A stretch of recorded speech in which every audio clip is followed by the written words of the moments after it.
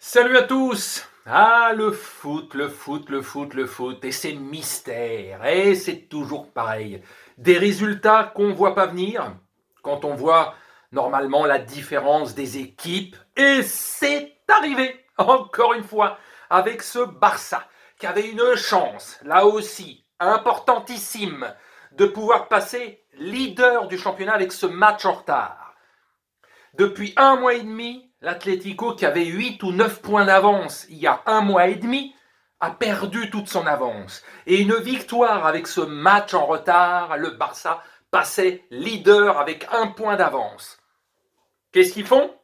Bah oui, ils perdent le match. Mais oui, c'est normal. Mais oui, c'est comme ça qu'on fait. Là, t'avais Simeone là, qui devait faire la rumba, qui devait faire des grandes roues dans son salon, de se dire, mais non, depuis un mois et demi, on se fait sortir facilement comme des petites merdes en Champions League.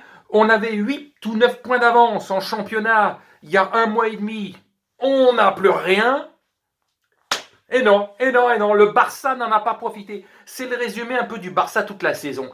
Il y a eu quand même comme ça plusieurs matchs, plein de matchs. 50% de leurs matchs, ils mènent, ça ronronne, ils tuent pas le match. Et c'est arrivé souvent. Ils se font égaliser. Parfois ils perdent, parfois c'est juste match nul, ou parfois c'est juste ça les réveille dans les 20 dernières minutes pour essayer d'en claquer un autre but. Mais c'est souvent comme ça avec eux, cette saison.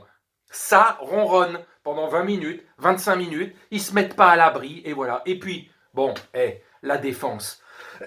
Mingueza, Umtiti, Piqué, ça n'a pas le niveau, ça. Ça, Piqué, il commence à se faire vieux, il a 33 balais, ça fait déjà 1 ou 2 ans où on sent qu'il est comme ça. Je parle pas de Busquets, je parle de Piqué, parce que Busquets aussi, c'en est un bon. Umtiti, lui aussi, depuis un an et demi, avec ses multiples blessures, mais il a plus la vitesse, il a plus rien. Ce joueur me fait même peur depuis plus d'un an.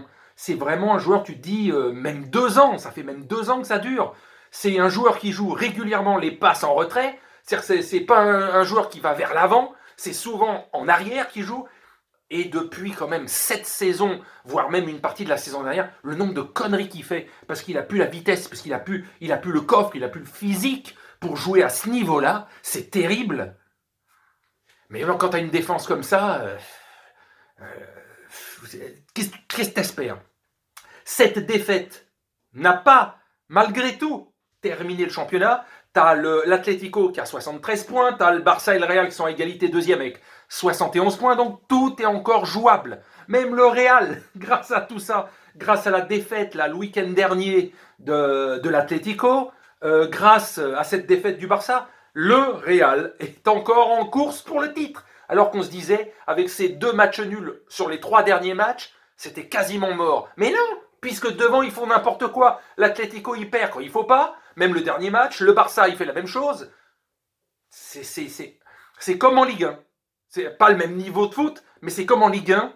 On ne sait pas, probablement jusqu'à la dernière journée, qui sera champion. Mais gâcher des cartouches comme ça, surtout sur des conneries de placement, quand tu vois Piqué, Umtiti ou Mingueza, les conneries qu'ils font, ou les placements qu'ils ont.